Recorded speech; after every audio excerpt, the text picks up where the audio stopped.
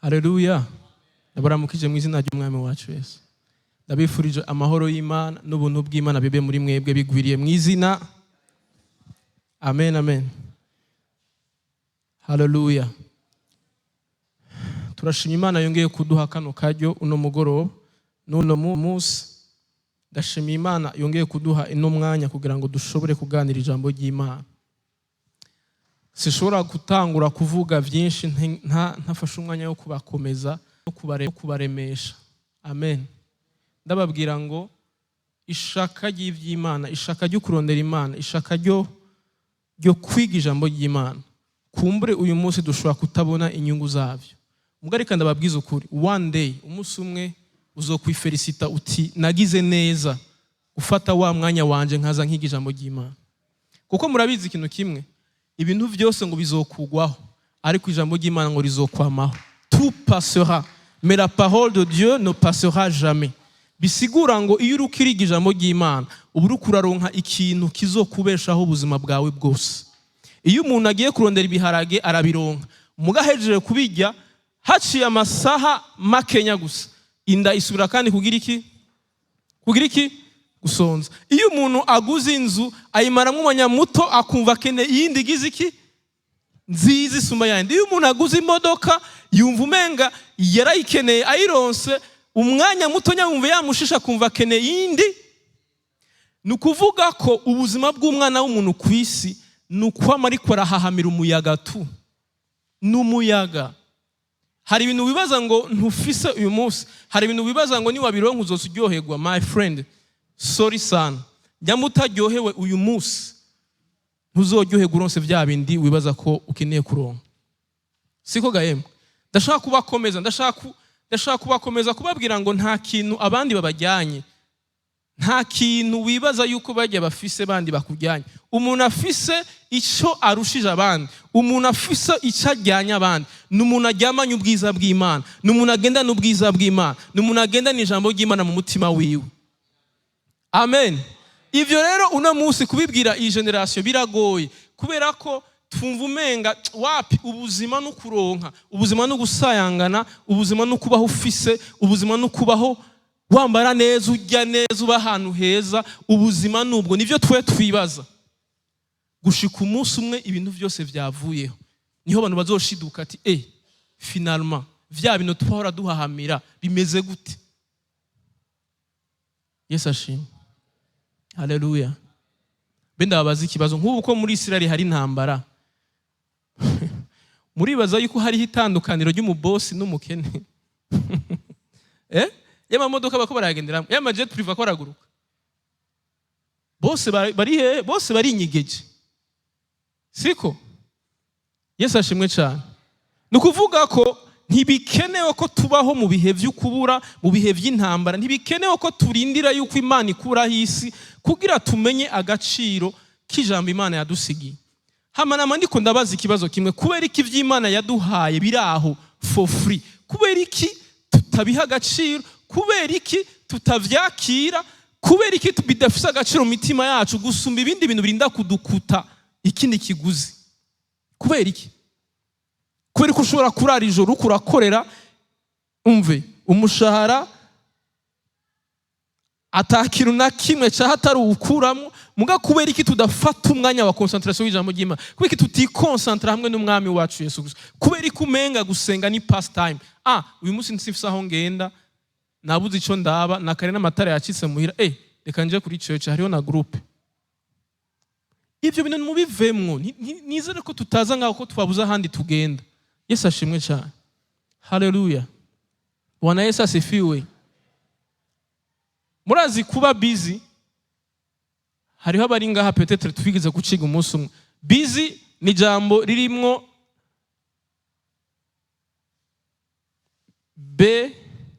B-U-S-Y. Gisigura ngo ni be under Satan's yoke. Abatazi icongereza no kuba musi y'ingogo ya Satani. Abantu bamwe bigira busy muzokwiro truva. Yesu ashimwe.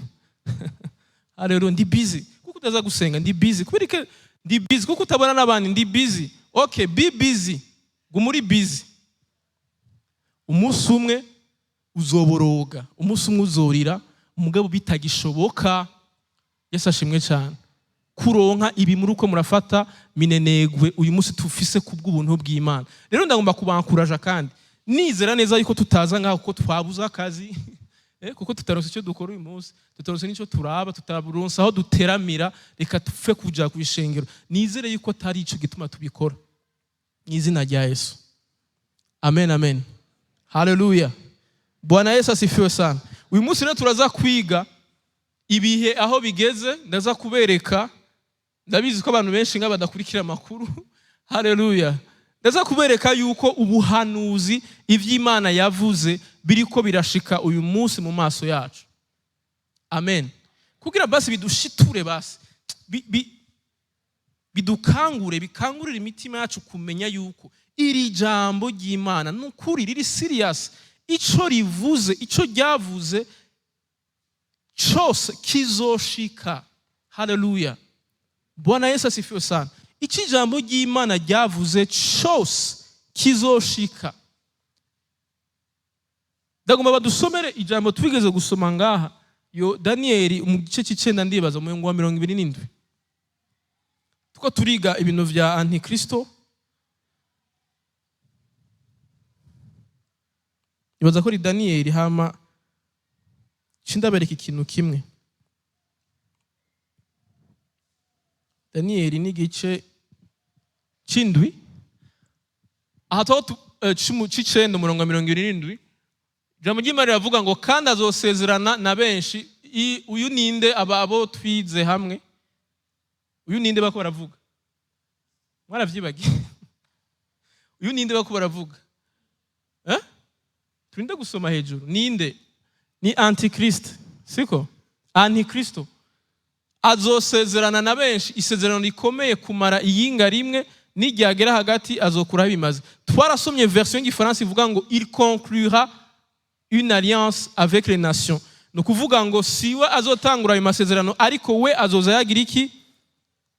Ayashimangira canke yakonclua. Iri ni jambo Daniel yanditse haciye imyaka n'imyaka. Yesu ashimwe. Ndamo ndaberekera aho bigeze. Batwereke ifoto, ndabereka ikintu kimwe cabaye mu misi iheze. Umugabo yitwa Netanyahu, sinzi abamuzi nga, premier ministre wa Israel. Yesu ashimwe. Haleluya. Haciye ukwezi yagiye muri Nations Unies atwaye ikarata, we ayita ngo the new middle east. Nukuvuga bijya bihugu, igihugu cabo hamwe n'ibijya bihugu byose vyegereye bijya bihugu vy'Abarabu biri ruhande. Ariko bapropoza amasezerano, we yayise ngo n'amasezerano ngo y'amahoro n'iterambere, peace and prosperity. Hama wavyita ayo masezerano akaba bwa mbere yashaka kuyasinyanira nande na Arabia Saudite, harimwo n'ibindi bihugu vy'Abarabu. Maroc yari irimwo, Sudan yari irimwo, n'ibindi bihugu byari kugenda birakurikira. Ibihugu vyose vy'Abarabu hamwe n'Abapalestiniye nabo nyene mu nyuma bakaza kugira iki? Kubisinya ayo masezerano. Murabona yuko haciye ukwezi gusa haciye hatera intambara. Iyi ntambara mwumva no kuvuga kimwe mu bintu iyi ntambara ishaka no kugira bakase aya masezerano bari bamaze gutegura, kuko Arabia Saudite yari yavyemeye n'ibindi bihugu byamaze gutangura gusinya. Mugabo kubera iyi ntambara yabaye baciye bagira iki? Babihagarika. Bayise ngo ni Abraham Covenant, kubera Abraham ariwe bahurirako Abarabu n'abaki n'Abayahudi. Yesu ashimwe cyane. Mutino nibi bintu bitwigisha iki? None ntiduhejeje gusoma ko Antikristo azogira iki? Azoconclure une alliance avec les nations. Nukuvuga yuko aya masezerano nubwo bayahagaritse muri uwo mwanya, bibwirizwa kugira iki? Gushigwa mu ngiro. Bwana Yesu asifiwe sana. Rero biratangaje kubona ibintu dusoma mu ijambo ry'Imana nk'ubuhanuzi. Muga twebwe iyi generation yacu cyangwa urungano rwacu tukabibona biriko biraba mu maso yacu. Nico kintu gitangaje kuri runo rungano rero. None je ndabaza ikintu kimwe, ururungano rwacu ndemeza neza ijana kwijana ko ururungano rwa nyuma, kubera ko nurunganwe ruruko rurabona ibintu byose abantu bahanuye, abahanuzi bose bahanuye. Misi yose wuguruye televiziyo urabibona, misi yose wuguruye televiziyo ubona kimwe cabaye, ikindi cabaye. Bisigura ngo twebwe rero ntidushobora kuguma twijajara tuvuga ngo nkaba Paulo nkabande ngo Yesu ngo azoza canke ngo Yesu ngo azoza. Twebwe turuko turabona ibimenyetso fizike bigaragara, ahubwo twe tuvuga ngo Yesu ari ku rugi. Birababaje kubona abantu ba mbere batizera ko Yesu ari hafi n'abakristo bwabo. Sinzi ko muravyumva, abantu ba mbere bapinga imessage yo kuza k'umwami wacu Yesu Kristo nabitwa ngo nabarokore, kuko bumva kumenga hariho programme batarakora mu isi. Sasa izo programme Yesu atabatumye nizo ntazi. Yesu ashimwe cyane. Haleluya. Rero iki kintu ndakibonye naratangaye cyane, kandi akoresha ya majambo nyene Bibiliya ivuga, amajambo abiri, amahoro na prosperity. Akuja mu gimari ratubwira umuntu azozana uwo mugambi kandi azowushitsa ninde? Ni Antichrist. Amahoro, paix et prospérité. Ayo majambo nyene niyo yakoresheje. Ababwira ngo, yababwiye ngo hariho umugisha twaronse. Nukuvuga yuko iyo projet iri sponsorize, irimwe amahera ateye ubwoba ku buryo abarabu batazoshobora kuvyanga. Haleluya. Bwana Yesu asifiwe sana. Ivyo bitwigisha iki rero? Bitwigisha yuko igihe cacu mu isi kiri hagufi. Igihe cacu cyo kuba hano mu isi nk'abana b'Imana kiri hagufi. Igihe cacu kiregereje. Semeni amen. Bwana Yesu asifiwe sana. Ntitwitwa rero nk'abandi bantu bose. Ntitugende nk'abantu bibijuju batazi igihe barimwo, batazi n'umwanya barimwo. Ntitwitwara uko twigombeye mu gihe nk'iki. Bwana Yesu asifiwe sana. Haleluya. Badusomere Petero, nibutse ijambo ryo muri Petero wa kabiri turyibutse.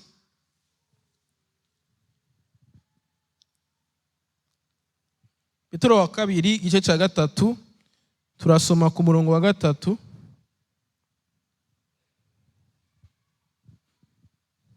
Aravuga ngo muturonderere microphone kugira baze kudufasha gusoma.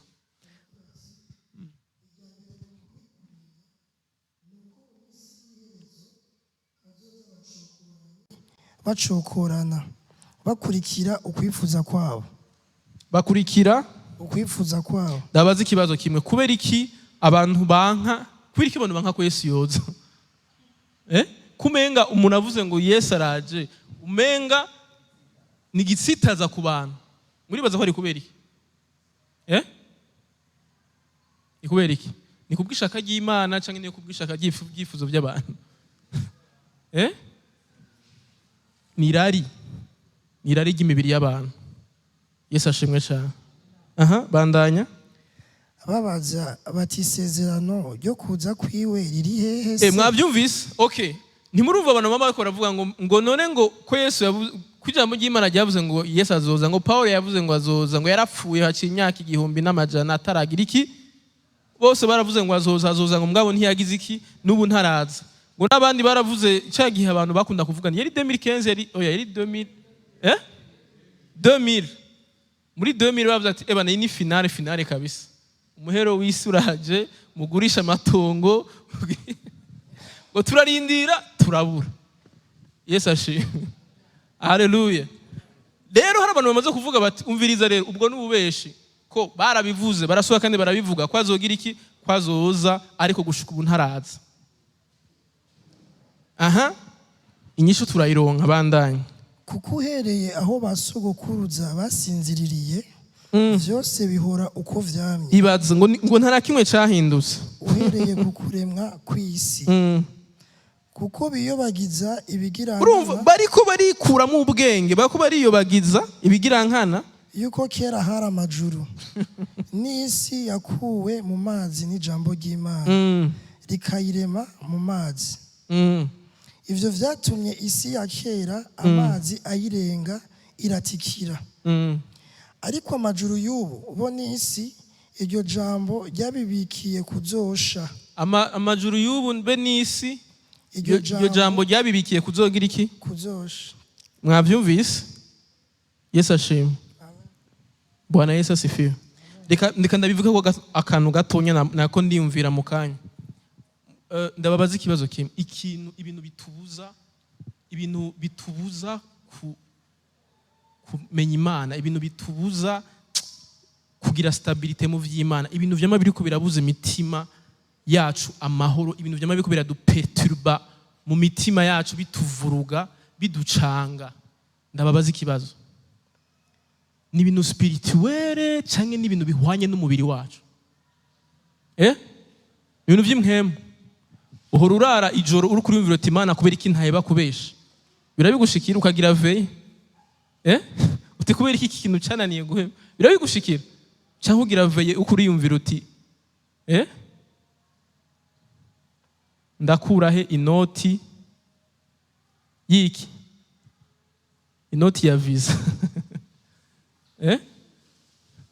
Ndakuraho inoti ya mariage. Reka ndababwiza ukuri, nanarije nsanga ibintu vyose bitubuza amahoro mu mitima yacu, ibintu vyose twama turiko turidodombera, ibintu vyose twama turiko turarira ku imihari, nasanze ari ibintu bihwanye n'iki? N'umubiri. Umubiri nawo wavuye hehe? Mwisi. Hama batubwiye ko isi nayo izogira iki? Izosha. Muko murabona ukuntu Satani aducanga. Kwama turiko turaburzwa amahoro n'ibintu bihwanye n'umubiri, umubiri wavuye mu isi, isi nayo izogira iki? Izosha. Nukuvuga ko nasanze ndiko ndavyumvira, nasanze umuntu w'umuhigwe mu isi si umuntu azopfa canke azogenda mu ijuru yararonse vyinshi. Kubera ko nasanze nuzoba yarasize vyinshi bizogira iki? Bizosha. Urashobora kuba ufise imihari uti sindagura agaparcelle. Pole sana. Igikuru nuko mu ijuru uharonka ikibanza. Semeni amen. Turaza gusoma iryo jambo. Haleluya. Bwana Yesu asifiwe sana. None ndababaza ikibazo, bimaze iki ko turaza tugasenga, turaza tukumva ijambo ry'Imana? Muga kubera iki? Erega objectif y'ijambo ry'Imana, objectif yo kuba muri kino kibanza no kugira ngo imitima yacu Imana imatanure n'isi, kuko imitima yacu yaramatanye n'isi. Niyo tuje gusenga, tuza gusenga turondera isi mw'ishengero. Kubera iki? Kubera ko iyo muze murabe niyo abantu babironse, iyo umuntu aronse akazi keza, akaronka amahera, akaronka ibintu, akaronka umugabo, akaronka umugore, usura kumubona iyo yaciye. Ndi busy. Bisigura ko kijya gihe cyose watonda ugasenga ukagira iki byose wabikora kuko utararonka vya bindi. Yesu ashimwe cyane. Rero bimaze ko duhora twiga ijambo ry'Imana, duhora dusoma ijambo ry'Imana, muga kubera iki tutarekura? Kubera iki imitima yacu itarekura ibintu bimwe bimwe? Why? Kubera iki imaze kugira influence ikomeye ku mitima yacu? Kandi ijambo ry'Imana ritubwira ko tutarabisi. Kandi ijambo ry'Imana rivuga ngo ukunda isi ni umwansi w'iki? W'Imana. Ntushobora gukunda isi ukunde n'Imana. Ariko ubu rero biratangaje, ahubwo abantu bubaza ku Mana bayisaba isi. Murumva ukuntu biteye ubwoba. Imana nayo nyene yarumiwe. Yarumiwe. Iyo yifuza kukumatanura n'isi, mugabo uza muri presence yayo yisaba iki? Isi. Umugani w'uraho ngo dukomeza kumigwa. Yesu ashimwe cyane. Haleluya. Reka ndabwiza ukuri, turafise ibyo twifuza byinshi twese, turafise ibyo dushaka gushika ko twese byinshi. Mugabo ndashaka kubasaba ikintu kimwe, tugera ahantu tuba sincere imbere y'Imana. Ibi tuvuge duti ibi ni ibyifuzo byacu, tureke kubivangamwo iki? Imana. Tuvuge duti ibi ni ibyifuzo byanje, hama tureke kubitamwo umutwe cyane, kuko nasanze ibintu bituruhisha ni ibintu Imana itatugeneye, ni ibintu twebwe dufondafonda n'amashato yacu tubaka mu mitwe yacu. Nivyo ibintu vya mbere bitumena umutwe, ibintu twebwe ubwacu dushaka kugira iki? Kwishiramo. imigambi twebwe ubwacu twishizemwo muga tugashaka kwemeza Imana yuko ariyo yabitugeneye kandi atari ivyo. Ngo Mana ngo urabizi ko ntashobora kubaho ngaha muri Afrika. What is it? Urisi urumva wewe umubiri wawe ukorera muri Europe gusa Etats-Unis. Urabizi neza. Ariko ndakubaza iyo Imana by'ukuri ze murantwenga iyo Imana by'ukuri yo banza kutubaza imbere yuko tuvuka mu isi katubaza ati we peti woshaka gushikira he Afrika twe gusanga iri vide. Yega ndabwiza kuri cyo gituma Imana Imana itaduhitisha mwo never kuko irazi ukuntu twavangiwe. Cyo gituma Imana itabanza no kukwaverti umviriza twavyisanzemwo.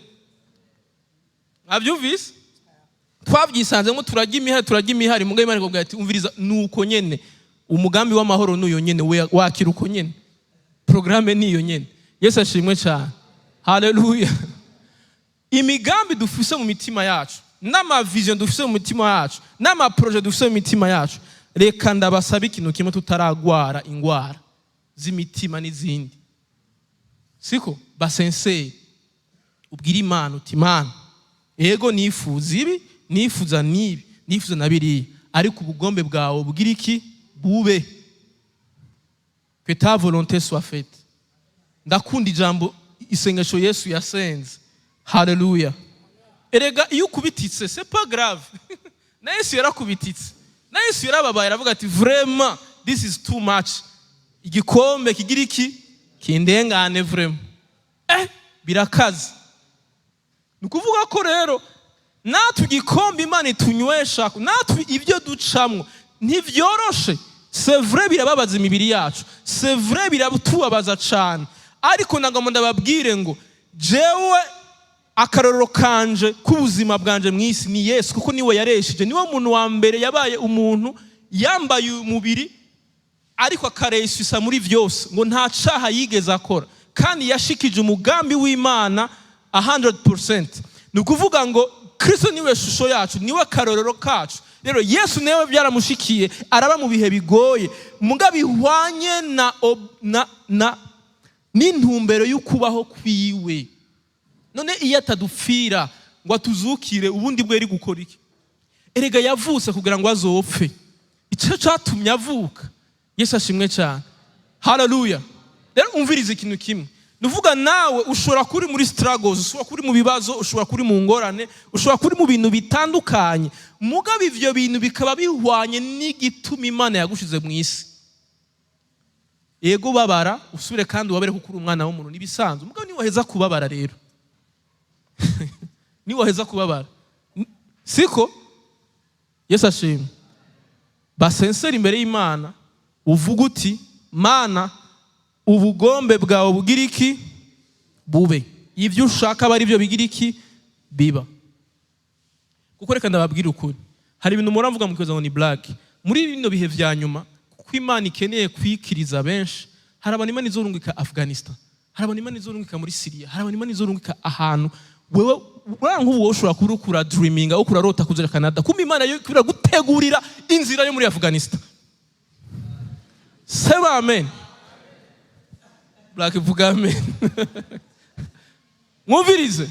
Mwari muzi ko umuntu ari muri Canada kandi Imana itamugeneye kuba Canada. Murazi ko apfirayo. Murazi ko abantu bapfira aho bari gukirira kubera kutubaha icyo Imana yababwiye. Mwari muzi ko ahantu ukuriye kuba ari aho Imana ikushaka.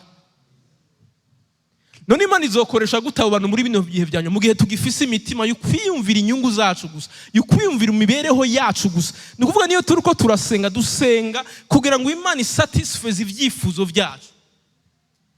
Ntidusenga kugira ngo ubugombe bw'Imana bube mu buzima bwacu. Dusenga ngo ibyo twifuza bigira iki bibe. Kubera kutamenya ko ngiri hishurirwa ryo nuko inyungu z'Imana nizo nyungu zawe.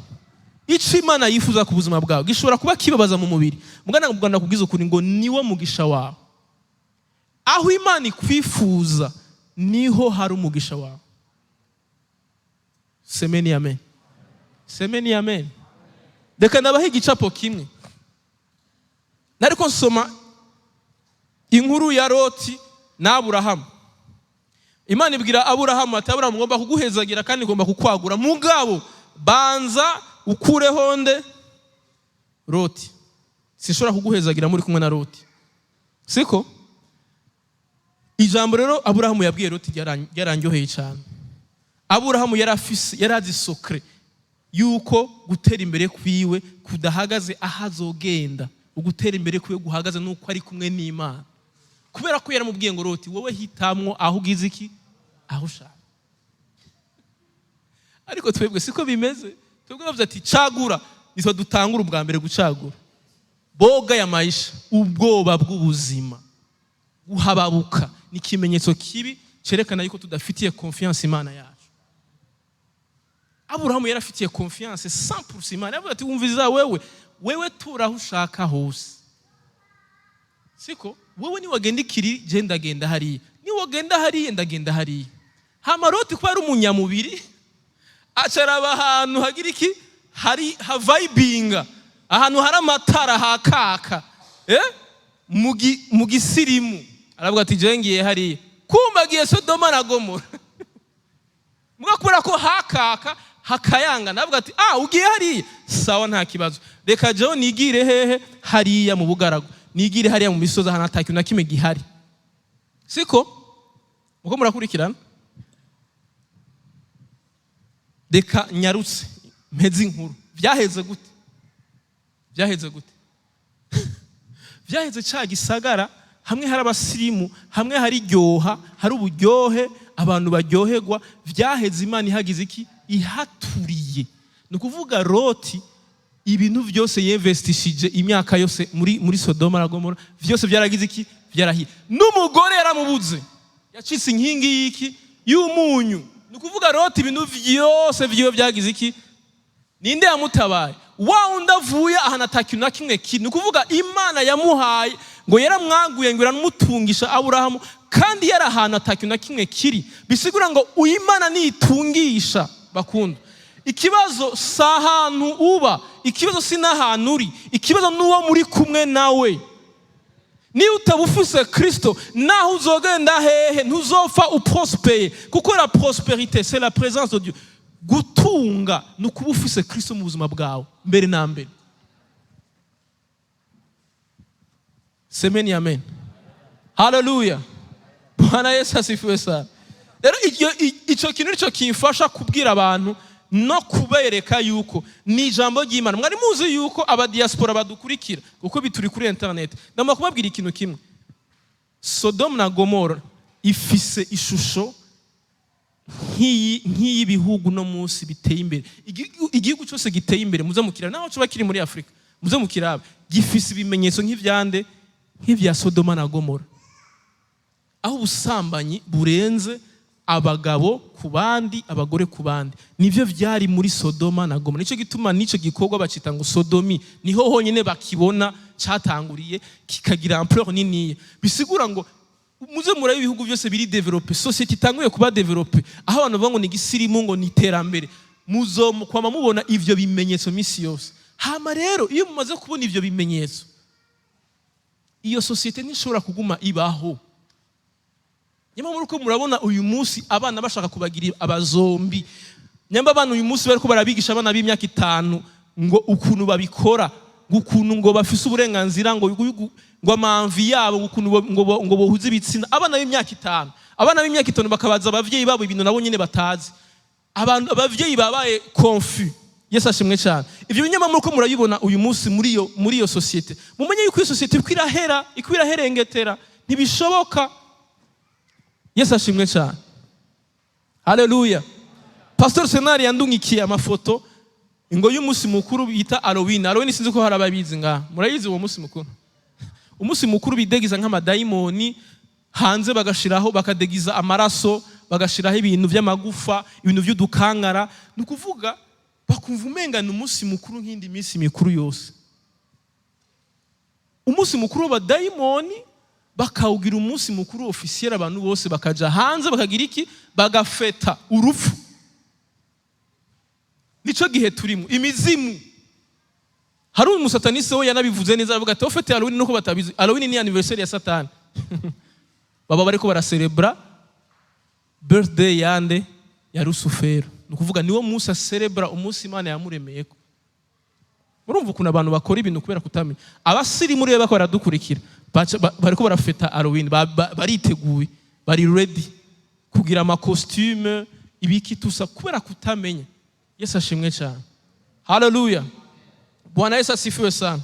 Rero ni kuvuga ikino gihe turimwo twebwe, ibyo byose ndabivuze kugira ngo tugaruke ku kintu uyu munsi abantu kubera iki duhora twiyobagiza, nkuko Petero yavuze ngo biyobagiza yuko kuva kera kuva mbere na mbere ibintu ntivyari biri uko biri uyu munsi. Ni nkuko nashaka kubabwira yuko uko vyari biri mu gihe cya Paulo siko bimeze uyu munsi. Yesu ashimwe cyane. Hallelujah. Bwana Yesu asifiwe. Badusomerere ku murongo dusimbe murongo w'9.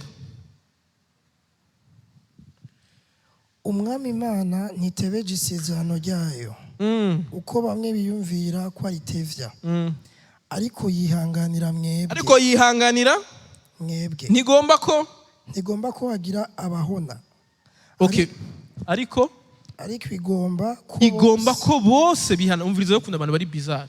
Umviriza. Imana yoyo iravuga ati yo reka ndindire na Patrick yihane, reka ndindire na Chancel yihane, reka ndindire na Ntuze yihane.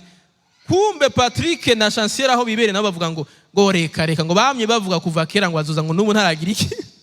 Buko urumva kuna abantu bari bizarre. Nuvuga Imana yivuga umuvuga ati reka nanaka ndamurindire, reka nabo usko ndamurindire, reka nanaka ndamurindire. Kumbe wanaka nawe iwibereye muri ngo reka. Yaratevye, yaratubeshe. Ubwo n'ububeshe. Ndamuri ndabahe message. Yesu ashimwe cyane. Ubu ndababwira ikintu kimwe. Yesu azoza. Igituma iri sezerano ritevye no kugira wewe wihane, no kugira wewe uhindukire uve muri ubwo buzima bwawe urimwo bubi. Wizere umwami Yesu Kristo akugirire neza, akweze, akoze, akugira umwana wiwe. Hallelujah. Ico yihanganiriye wewe kugira ngo ushobore kugira iki, kuva muri ubwo buzima urimwo. Bwana Yesu asifiwe sana. Hama ndabibutse ko Yesu nubwo atoza wowe ntibisigura ko ejo uzobwa ubukiriho. Hari assurance ufise, hari wonyereka assurance yuko wewe uyu mwaka uzowuheza.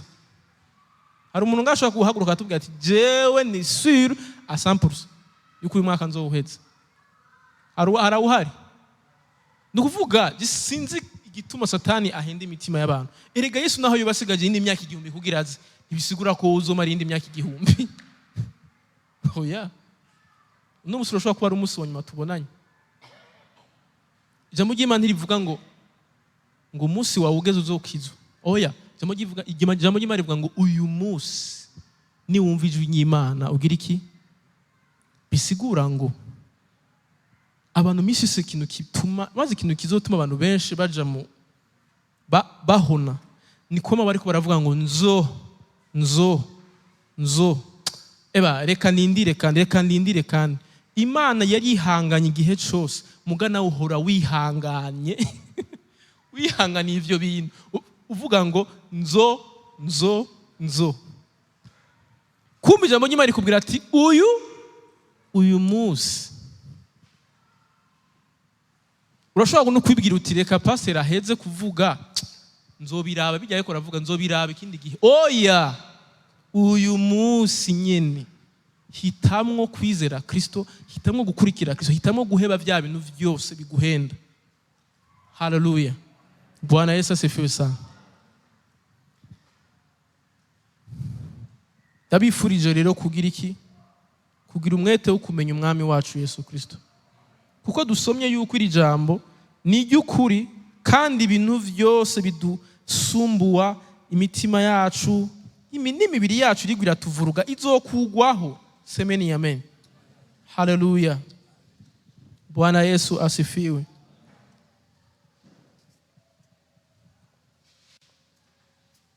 Umurongo wa 11 sinzi ko ngo dusomera umurongo wa 11. None ko ivyo vyose bizoshonga bityo mukwiye kumera mute mu ngeso zera no mu kubaha Imana. Igituma tuvuga bino bintu mwumvirize, igituma bakera bari abantu bari discipline mu rugendo rwabo na Kristo, ni kubera ko ayo majambo bari bayagendana mu mitima yabo, bari babizi yuko ibintu vyose tuko turabona muri nose vyose bizokugwaho. Kubera iki abantu b'ubu rero bijajaye? Nuko bumva umenga baracafise umwanya, bumva yuko inyungu zabo ziri mw'isi, kandi ijambo ry'Imana ritabesha ryavuze yuko vyose bizogira iki, bizoshonga. Ariko ayo majambo rero ntituyibuka. Iyo tubona abandi bakorera nka maparcelle ntituvyibuka ivyo bintu, ko ayo maparcelle bakorera nka zogira iki. Wapi iryo jambo aho kantu katwibutsa kaca hagira iki, kaba désactivé. Iyo tubonye abandi bari kubaragura ibintu, iyo tubonye abandi bari kubarakayangana, ntiduheza twibuka yuko ivyo bintu byose bizogira iki, bizoshonga. Bwana Yesu asifiwe sana. Nico gituma ijambo ry'Imana, ndakunda ijambo ry'Imana rivuga ngo ntukagirire ishari umunyakibi, kuko azokugwaho nk'ivyatsi. Semeni amen. Bwana Yesu asifiwe sana. Haleluya. Imitima yacu, ico nsenga jewe uyu munsi, nukugira tugera ahantu imitima yacu atakindi kintu yifuza atari umwami wacu Yesu Kristo. Nasanze nta buryo bwiza bwo kubaho muri nose nko kubaho urondera kumenya umwami wawe Yesu Kristo gusa. Kubera iki? Nasanze nico kintu cyonyene kiguha amahoro. Ibindi byose ni stress. Ibindi bintu byose ni stress après stress. Ariko iyo urondera kumenya umwami wacu Yesu Kristo, arakwihera ubwo buke buke, kandi ukumva uguwe neza muri ivyo bike vyawe, ukumvura amahoro, uratekanye. Ubwo nibwo buzima bw'abana b'Imana. Ntibababesha ngo akira amajipo, akira amaprado, harayo muraro, barihe kubabesha. Ahubwo imitima yanyu izogwara hypertension, kubera ko urindiriye prado utarigera ubona. Yesu ashimwe. Urazi iyo umuntu akwemereye ikintu hama nakiguhe, birabimera gute? Wakwa kugira iki? Wakwa gusara. Mugabo iyo umuntu atakintu na kimwe yakwemereye, ubifata simple. Nukuvuga ko iyo bamwe bababwira ngo tangura ubirabe, ngo tangura utambuke, ngo tangura ugira iki, ngo uyikate, ngo kubitamwe igiya. Ibaze rero imyaka uyikubise igiya kwa mufano gusa, kwa mufano, muri simulation gusa, mu kirere, mu muyaga. Iyo bavuga yuko abarokore basaze, hari igihe abantu bavuga ngo ni ugukavya. Mugabo nyamba dukora ibintu by'ubusazi bakatubwira ko twasaze, ni uko nyene. Tuba abantu bari sincere, dugaruke ku ijambo ry'Imana. Tuba abantu bafise ubwenge bw'Imana. Hamurabe ko abantu badahindura ivyo bavuga.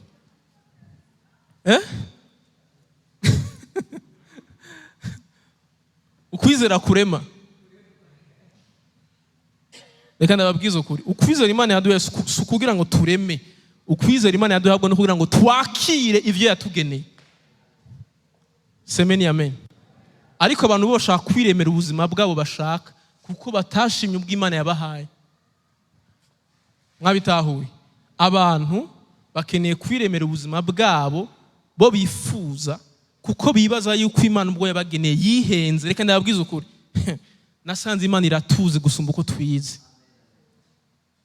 Wewe hari ibyo utazi ku buzima bwawe, hari ibintu umuntu amenya ari uko aronsa amahera, ariko Imana yo ibibizi utarayaronka. Nico gituma igerageza ikayegeza kure yiwawe. Ushobora kuba utari ubizi igituma, siko none? Aho ntimuvuga amen. Reka ndababwiza ukuri, nasanze kumenya Imana biraryoshe. Nasanze Imana inyungu zayo nuko ubugingo bwacu buzobaho ibihe byose. Nizo nyungu z'Imana. Twebwe natwe iraturaba ibintu tuyisaba, ikavuga ati yo ntimuzi ivyo musaba, nkuko Yesu nyine yabivuze, ntimuzi ivyo mugira iki, ivyo musaba. Nasanze wowe uri kuragendana na Kristo, iyo uri kuragendana na Kristo ukamumenya, niyo imenya ibigukwiriye, niyo gukubitira size ikakugerera ivyo bigize iki, iyo mukwiranye ibintu bitazo gukura mu Mana, kuko Imana irazi urugezo wowe uriko. Wowe ushobora kuba wibaza kuri bikovonko, ushobora kuba wibaza kuri metre, muga Imana irazi umutima wawe aho ugeza. Nico gituma yenda basabe tugirire confiance Imana mu izina rya Yesu. Hari abantu ngaha bokorokeza amaguru gutya gusa Canada, uwo munsi borarababaza ati mbega Imana burya ni yahe? Imana ninde? C'est quoi Dieu? Non, Dieu c'est une invention. Hari abantu kugira ngo bagume bemera Imana, bizeye Imana, izi struggle nyine turimo babwirizwa kuzigumamwo. Yesu azobasange bari kuri ndri.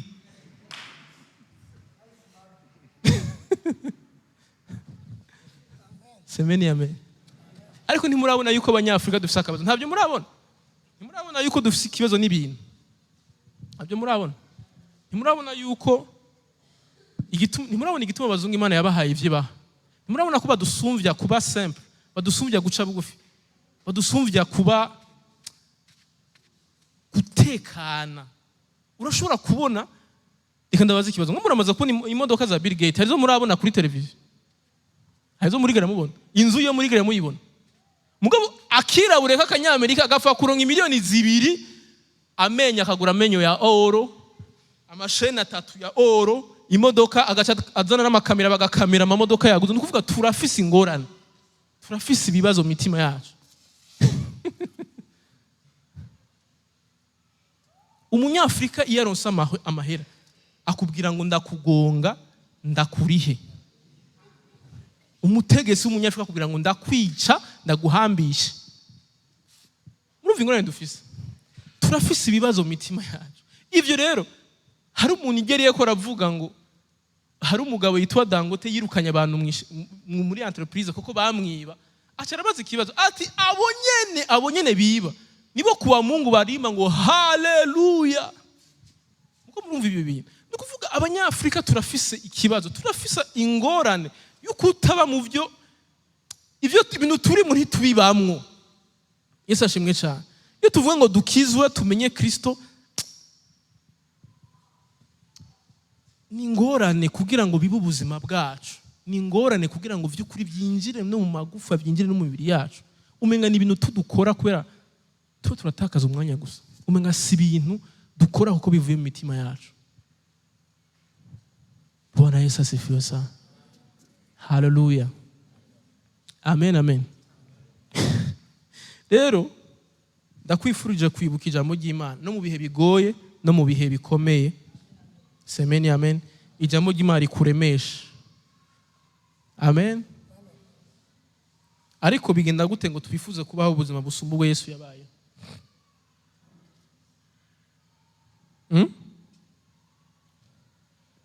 Kubera iki twumva kumenga hari abantu badusize, hari ibintu vyaturenze, hari ibintu vyadusize, kandi umwami wacu Yesu Kristo yavuye ngaha ata parcelle agira, ata kintu na kimwe afise. Abamurondeye ko ama parcelle yababwiye ngo imbwebwe ziri n'imyobo, ngo ariko umwana w'umuntu ntagira hagira iki hakika umusaya. Sabidi nta na hamwe yari afise. Mugabo abantu bamubona miracles after miracles bavuga bati uyu mugabo aratunze. Siko? Bwana Yesu asifiwe sana. Iyo rero abantu bariko baravuga ngo turabami n'abaherezi, none hari umuntu yasumba kuba umwami Yesu? Yesu ni umwami w'abami. Haleluya. Yesu yari umwami w'iki? W'abami. Mbwa ko turabanyamubiri tuinterprete ijambo ry'Imana mu buryo bw'iki? Bw'umubiri. Tukumva umenga ko Imana yatubwiye ko turabami n'abaherezi, tubwirizwa kuronka ubuzima mu buryo bw'umubiri buhwanye n'umwami n'umuki n'umuherezi. Tukibagira yuko ijambo ry'Imana ritubwira ngo ibiri mu isi byose ni iki? N'ubwibone bw'ubu bugingo n'ivyifuzo vy'isi. Haleluya. Haleluya. Ariko abarokore uyu munsi iyo baja gusenga, je murambona ivyo nyene Imana yavuze yuko ari ubwibone bw'isi, ivyo nyene Imana yavuze yuko ari ivyifuzo vy'isi, ivyo nyene nivyo baja gusenga barondera. Nico gituma nababwiye jambo ngo Imana yarumiwe kubera ko ibona abantu baza muri presence yayo, ikeneye kubakura mu isi, ikeneye kuba matanura n'isi, mugabaza imbere y'Imana bayirusaba isi. Uti rero tureke gusaba, uti tureke kurondera. Umviriza, Yesu ashimwe cyane. yarabivuze nuko tutumva. Yaravuze ngo nimurondere ubwami bw'Imana no kugorora. Nibyo yatubwiye turondera. Ibyo bindi yavuze ko ari wazovyisharja. Sivyo dusaba ba Kristo. Haleluya. Ijambo ry'Imana rizohinduka. Erega abantu bibaza ku munsi umwe bazovyuka bagasanga ijambo ry'Imana ryahindutse. Oya. Ni twebwe tubwirizwa guhinduka dukurikira ijambo ry'Imana. Ijambo ry'Imana rizofa rihindutse. Tuzokoma dufise ibibazo by'ubukene, tuzokoma dufise ibibazo byo kubura mu gihe tutaratahura ijambo ry'Imana ico rivuga. Niyo tutemera ngo ijambo ry'Imana ridukize, ritubohore. Yesu ashimwe cyane. Haleluya. Itiyo tutemera ngo ijambo ry'Imana ridukize, rikize imitima yacu, ritubohore.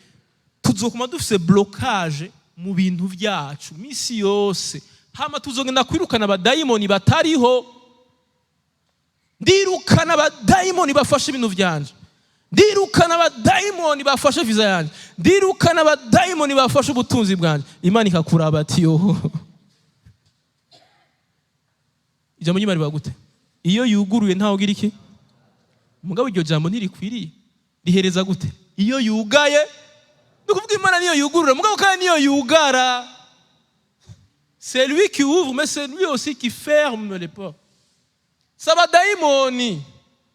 Abadayimoni ngaba nabarumiwe ati none ibintu byose mwarata. Nitwebwe ibintu byose sabadayimoni.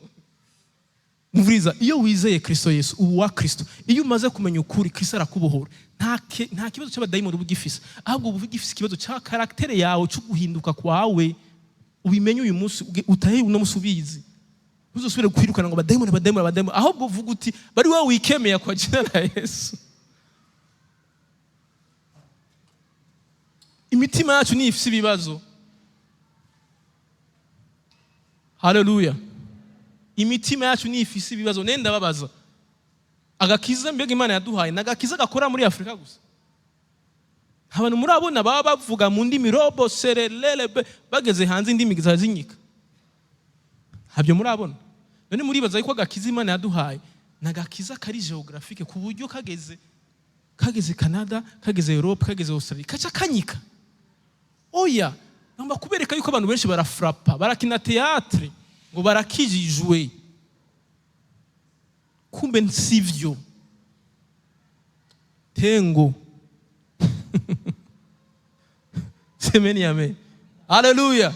Umunsi Imana izobona yuko uzokuma uyubashe, umunsi Imana izobona ko uzoguma uyisenga, uyubaha, uyigororokeye, vya bintu bihari izobiguha nuzorinda kubisaba. Ninde yakubwiye ko barinda gusaba?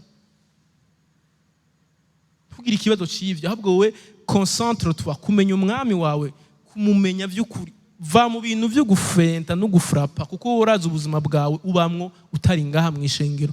Va muri ubwo buzima bwo kwishushanya, va muri ubwo buzima bwo gushaka kwerekana kuri umwana w'Imana kandi utaramuba, reka kwerekana icyo utari uno musironderere kuba umwana w'Imana mu buzima bwawe. Amen, amen. Haleluya. Hamura ku bindi bitazokoreka. Kaduhereze kuri iri jambo. Dusomere mu Baroma 11.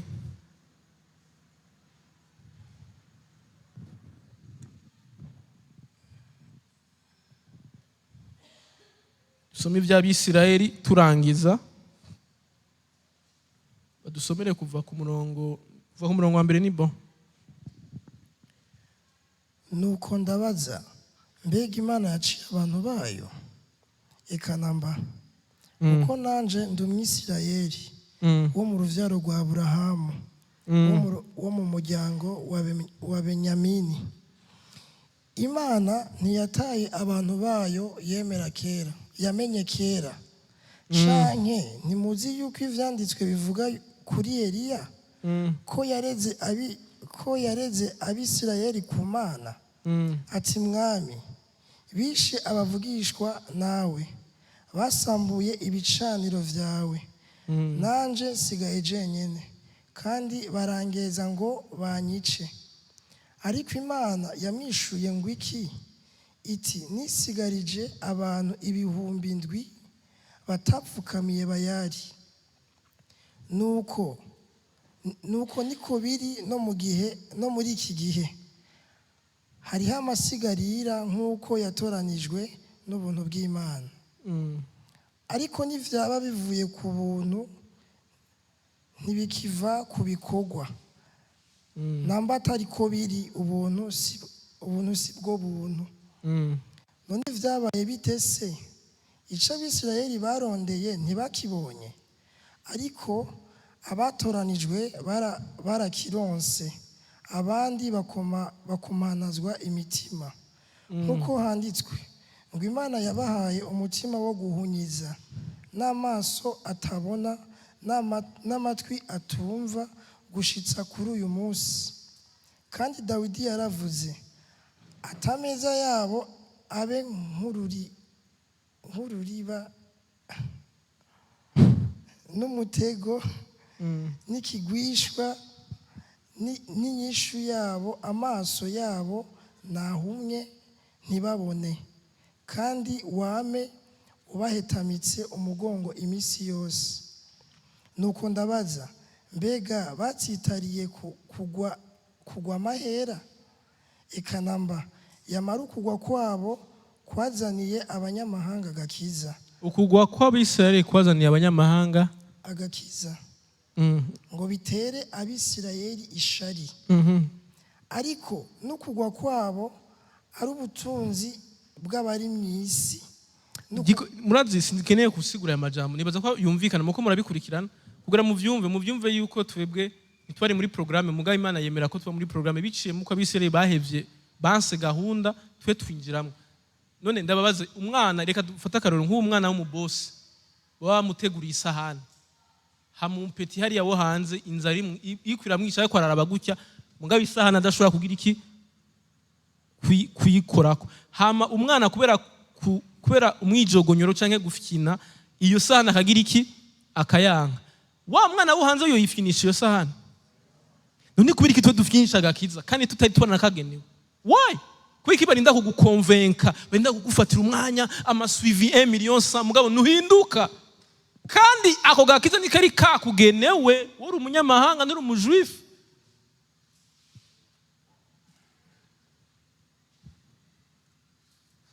abitahu ibi turuga turavuga dukomindura abantu bakizwe bahinduka n'ivyari vy'iwacu none bigenda gute dufyine nkaho umenga ni ibintu vyari biratugenewe abari gufyina bari yakuvye vyari bagenewe kandi evidemment barabifyinyeko Imana nawe nasanze rero nubwo Imana ngo uticuza l'appel et les dons mugabo nasanze Imana ntifyina Imana nta mifyino iguhaye ikintu igutoranije guha ikintu ukagifyinata irakikwaka Yesu ashimwe cyane abisirayeli nubwo Imana itigeze bibagira kandi kibakunda mugabo mugende muraba abisirayeli ubuzima bacamwe abisirayeli bama bakubitwa imisi barakubitwa bagakubitwa bama bani mu masufrance kubera kutumva kwabo itrere yarabica kugeza nahavuga ati kubica biraryo kubica vyo birasanzwe reka ndabagira isabuni akabakora isabuni bazi urumva ibyo bintu mugabo akaba ari ubwoko bw'iki bwaturanije bw'Imana kubera iki toujours Imana yarabatoranije mugabo bo bakagira iki bakaguma barojeta Imana Bwana Yesu asifiwe sana bandanya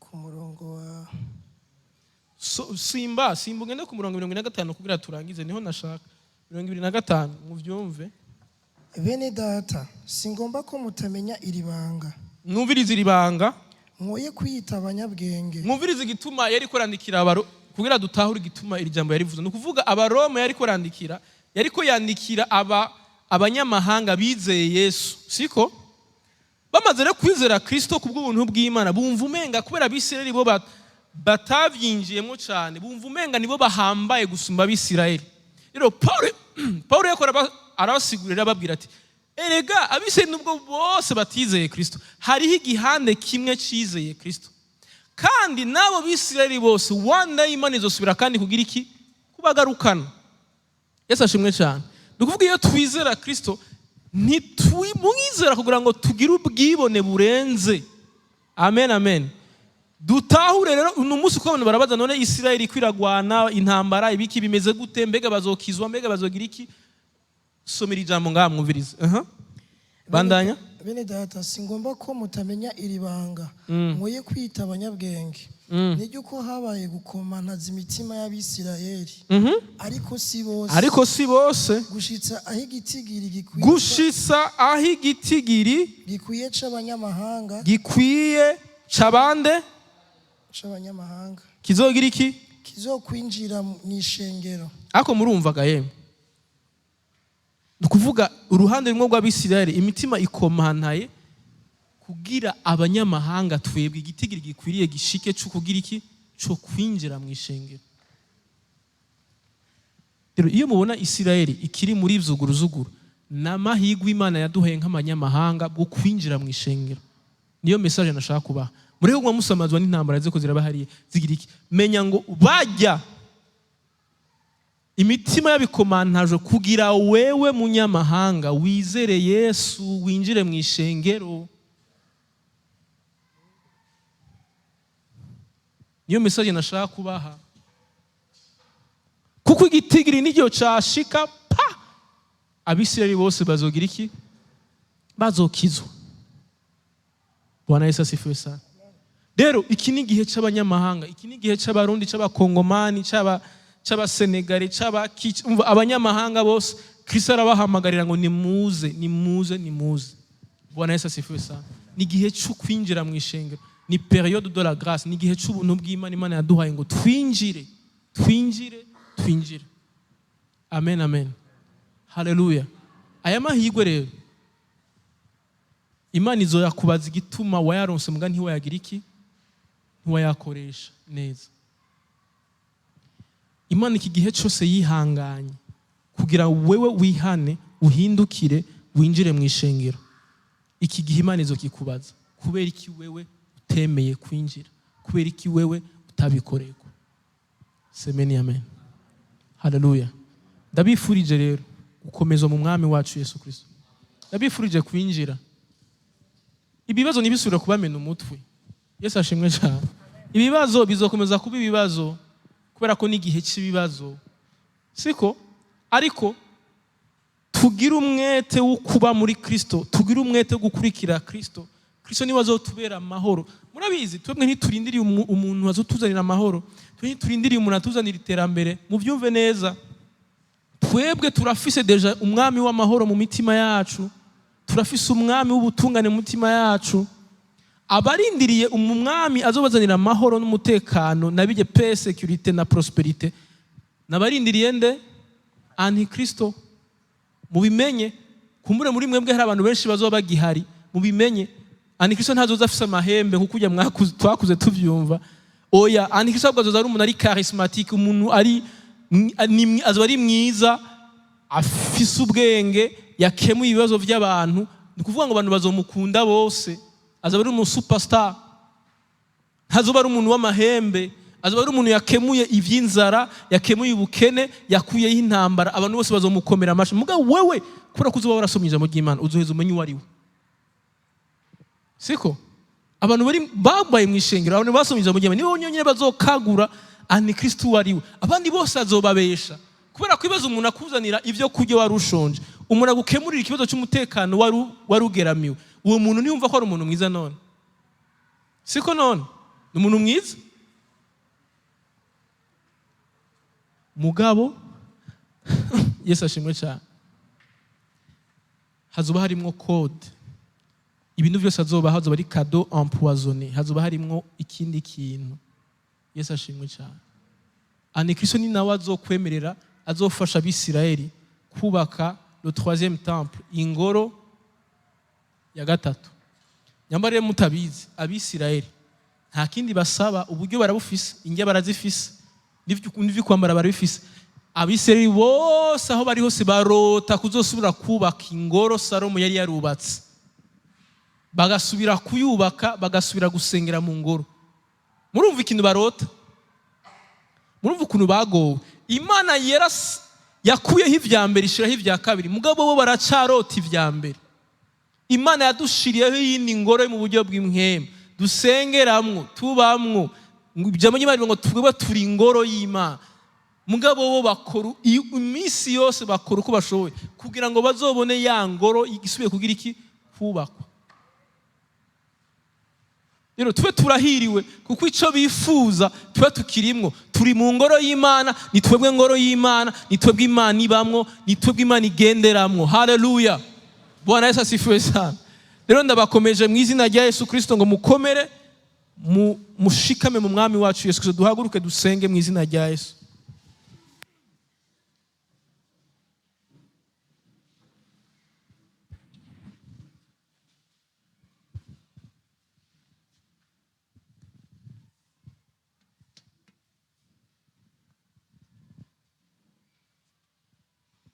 Turagushima mwami Yesu, kuri Imana igira neza, kuri Imana itwitaho, kuri Imana itwitwararika. Amashimwe yose mwami turavuze ngo akugaruke ko mwami Yesu Kristo.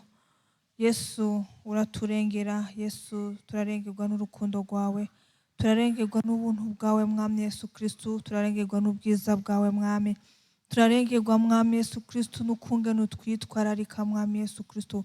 Yesu ngo nitwari dukwiriye, ariko kubw'urukundo rwawe, kubw'imbabazi zawe mwami, uratuzana mwami Yesu Kristo, uratugira abana bawe mwami, uradushira mwami Yesu Kristo mu rugo rwawe mwami.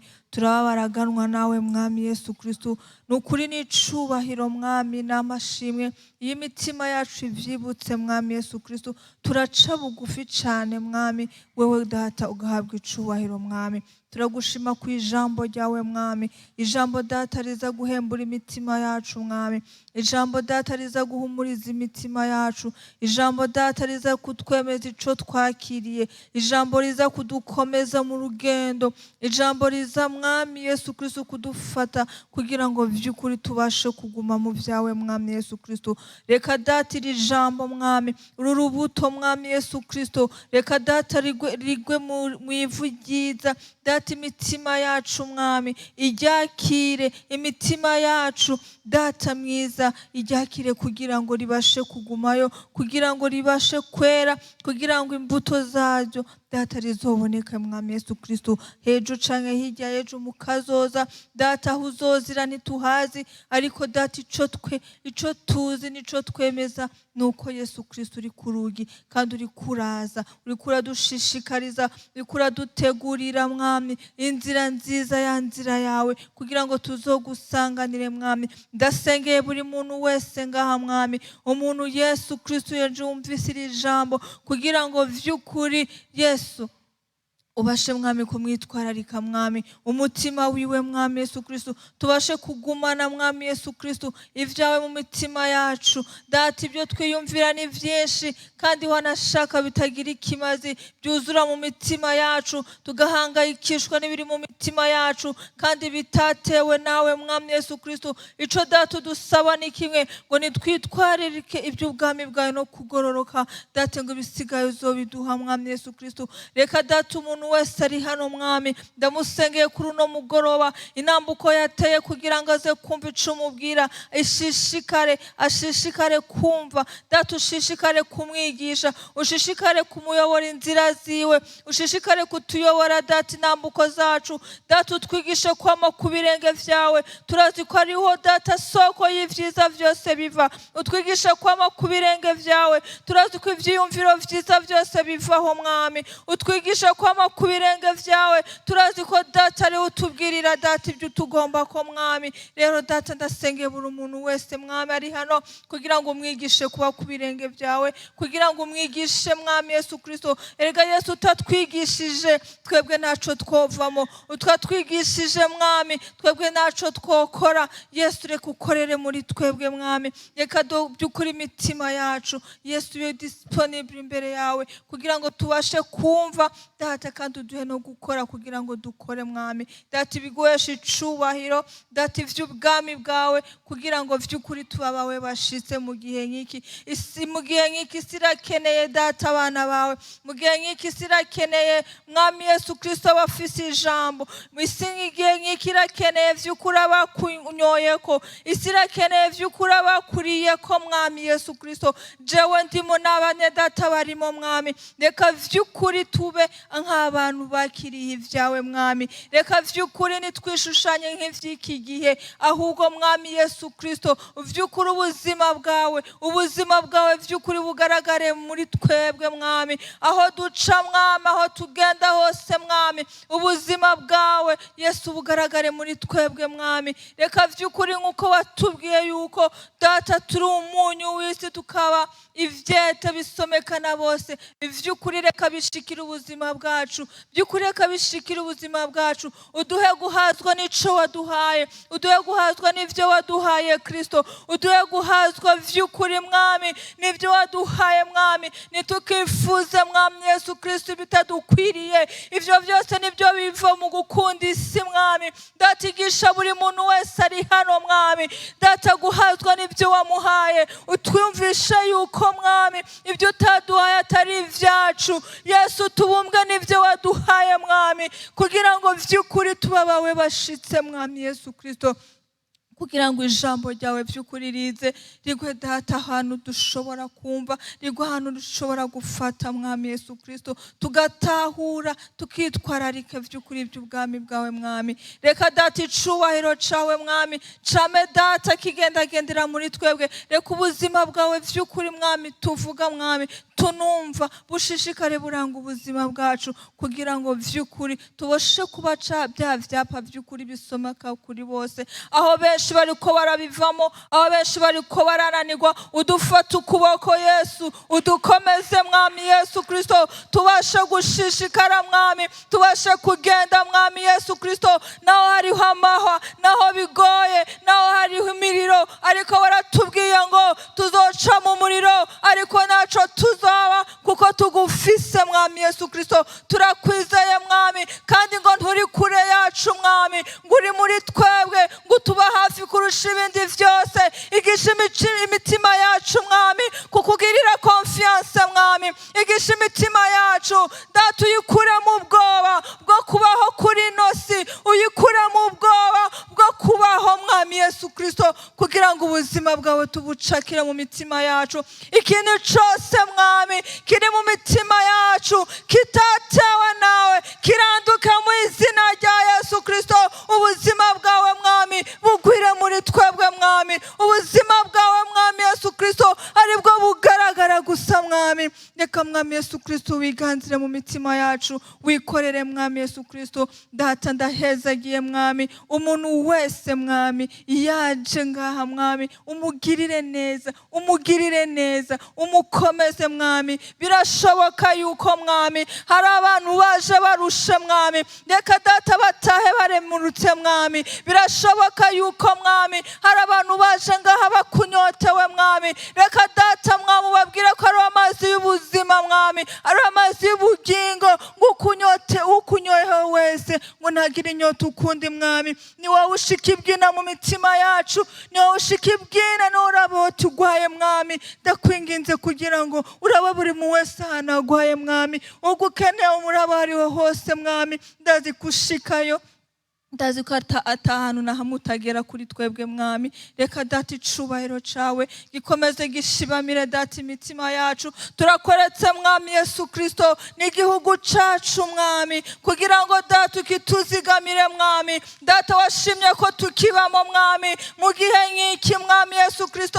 Reka vy'ukuri tube akamaro mwami muri kino gihugu mwami Yesu Kristo. Ndazi ko benshi bakunyotewe mwami, ndazi ko benshi bagushaka mwami. Reka data mwami tube akamaro mwami mu gihe nk'iki mwami. Tukwereka mwami abarongozi bacu mwami, washimye mu gihe nk'iki mwami, kugira ngo bakomeze mwami, kugira ngo bakomeze mwami mu gihe nk'iki mwami Yesu Kristo.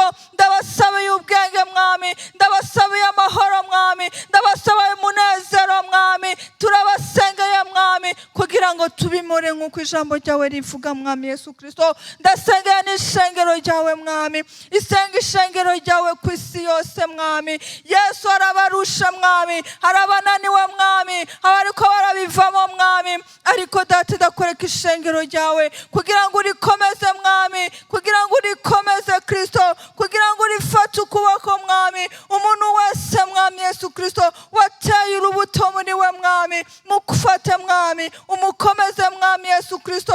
Data umujabuse mwami, abandanye urugendo mwami, abandanye Kristo, reka abandanye kibirengeye kizima gushikaho wewe mwami. Data tuzosanga mwami, gushikaho waduteguriye mwami.